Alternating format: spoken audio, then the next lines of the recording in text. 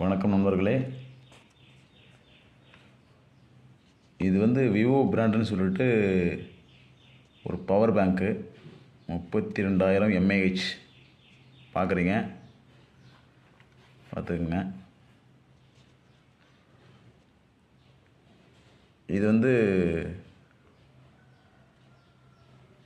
வாங்கி கிட்டத்தட்ட ஒரு மாதம் ஆகுது.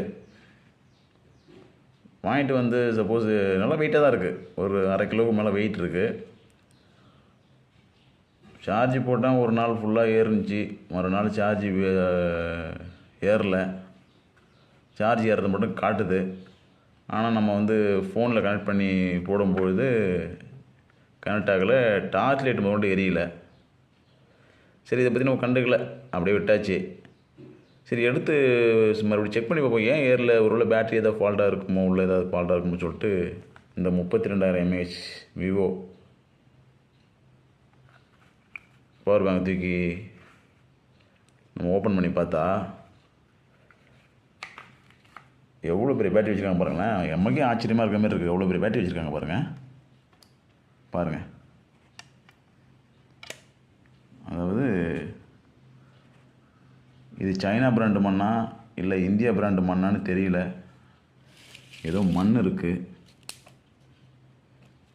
சைனா பிராண்டு மண்ணாக இருந்தால் ரொம்ப சந்தோஷம்தான். ஏன்னா சைனாவிலேருந்து நம்ம போய் மண்ணெல்லாம் கொண்டு வர முடியாது, ஏதோ அவனுங்க அனுப்பி வச்சுருக்கானுங்க.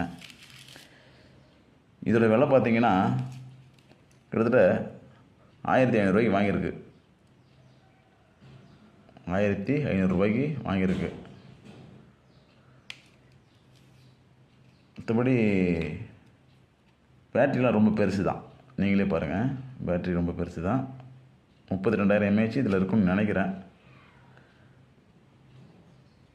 கொஞ்சம் பார்த்து வாங்கிறதா இருந்தால் விவோன்னு சொல்லிட்டு பேர் போட்டிருக்கான்றதுனால, இல்லை வேறு ஏதாவது கம்பெனி பிராண்ட் பேர் போட்டிருக்கான்றதுனால வெயிட்டை பார்த்துட்டு வாங்கிடாதீங்க. தயவுசெய்து வாங்கக்குள்ள ஓப்பன் பண்ணி காட்ட சொல்லியே வாங்குங்க பவர் பேங்க்கை.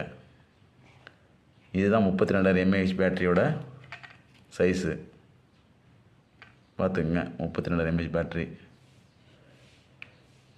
இது மாதிரிலாம் வாங்கினா மக்களோட நிலைமை என்ன ஆகுறது, வாங்குறவங்க நிலைமை என்ன ஆகுறது?